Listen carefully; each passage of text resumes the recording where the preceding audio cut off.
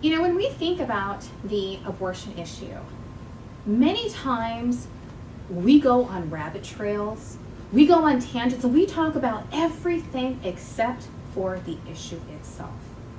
And when you really think about the issue, to me there's a verse that there's a principle at which we can apply this issue. Hosea 4:6 says that my people are destroyed for what? A lack of knowledge. And you know, when we really think about what that means, I do think it's perfect for even the abortion and the pro-life issue. Because let me tell you, when I was a director of a pregnancy center, I was shocked how many women would come in after the fact saying, how come no one told me? You know, I think those are the saddest words that we can hear is, how come no one told me? You see, when we think about the abortion issue, again, we have to be very clear. There is very much an element of deception. There is very much an element of women do not know what's going on with the unborn. And that is why they're having abortions, because of a lack of knowledge.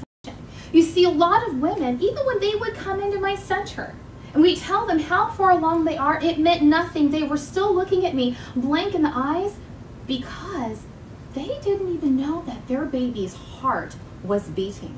And it wasn't until they saw that ultrasound that for many of them, that is when the lights came on. But here's what was even more interesting, that when they would go, just walk a couple of feet into another room where we would have a nurse perform a sonogram or an ultrasound, they would hear their baby's heart beating, and instantly their heart was changed, because now, guess what? There was knowledge, oh, this is so much more than just tissue. It's a human being.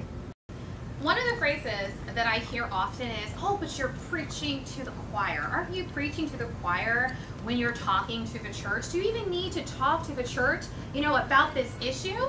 And I find that so interesting, because when I ask them, well, let me ask you a question. Who do you think is actually having abortions? Most of the time, they think that it's actually unbelievers.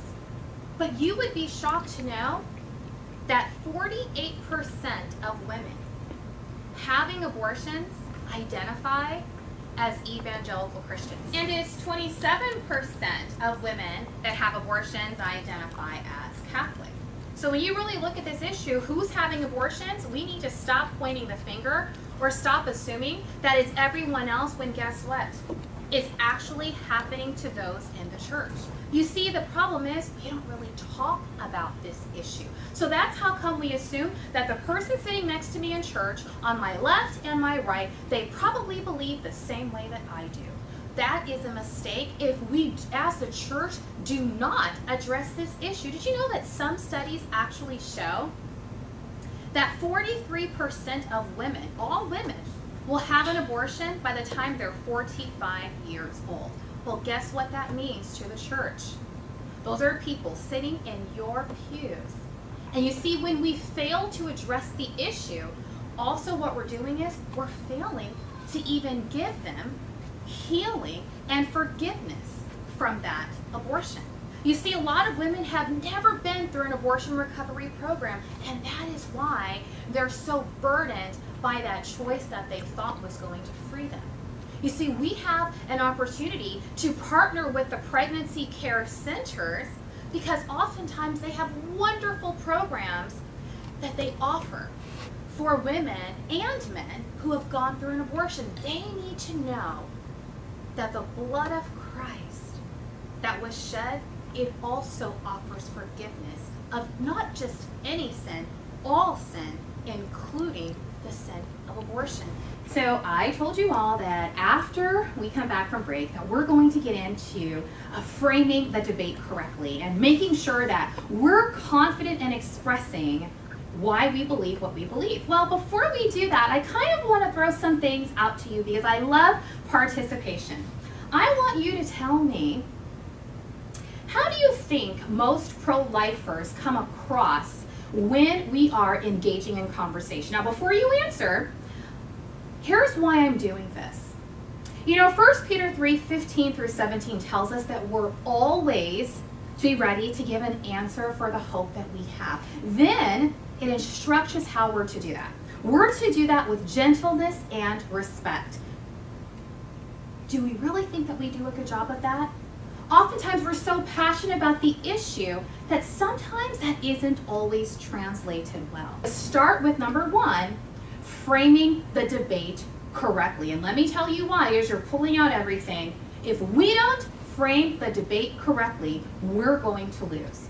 You see, the issue is one issue and one issue alone. What is the unborn? How do we prevent abortion? How do we lower these numbers? Is there a way that we can even eliminate abortion, even within the church? You know, what's the answer? So you all have to think about that. I know this is a very large crowd, and so I don't want people yelling or screaming, but if you just raise your hands, I'll definitely call on you. So you had your hand raised? Yes. More laws. More laws. So you think more laws then, is that what you're saying, that more laws would perhaps lower the abortion rates? Yes. Okay. True, true. Anyone else? Yes, miss? Now please kind of project your voice because we want to be able to hear you. Birth control. Birth control, very good. And sir? Education. Ah, education. Okay, so education, birth control, and then you said more laws, right? Well, I think that all of those things have a place.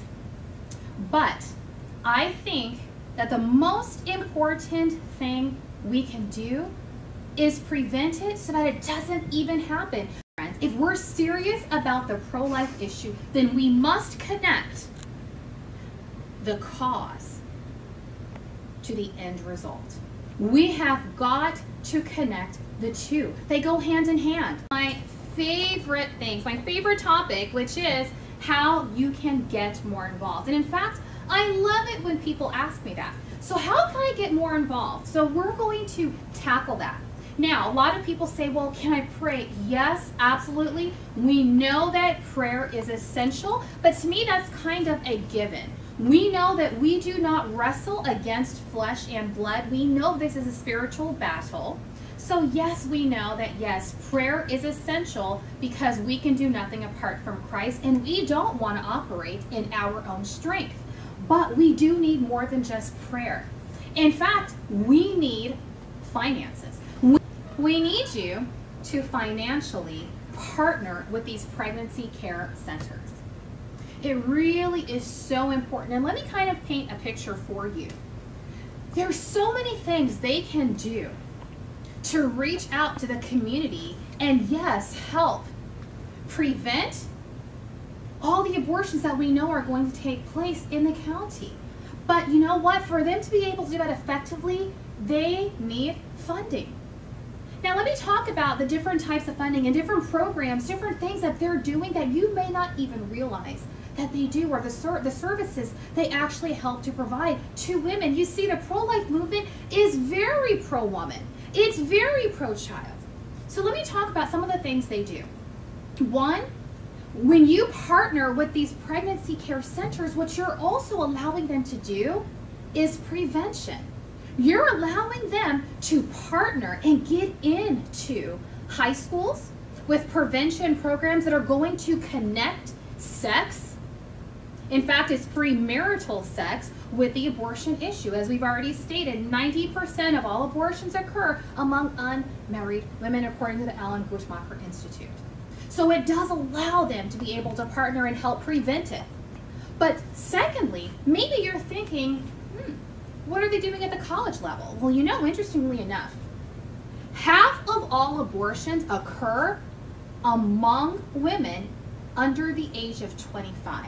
In fact, it's a 10-year span is where half of all abortions are occurring. Did you know that those aged 15 to 25 are having literally the majority of abortions? It's 50%. That's crazy. So where are most 15 and 25-year-olds? They're in high school and college. You see, college women have the highest. They have 33%, but right behind them are the high school students. Between 17 and 20% of abortions occur among high schoolers. That is why it's essential that they have the resources they need, that pregnancy care centers have what they need to create the materials to reach out to them. Maybe you're thinking, you know what? Maybe I could use my money to actually buy space or to rent space at a college university. That's great, because maybe by you renting out that space, guess what you're doing? You're allowing that pregnancy care center to actually have and do pregnancy tests, or maybe even STD testing there on the campus. And when they have that opportunity, when they have that visibility, guess what happens? Women in a broken state will come to them, and they can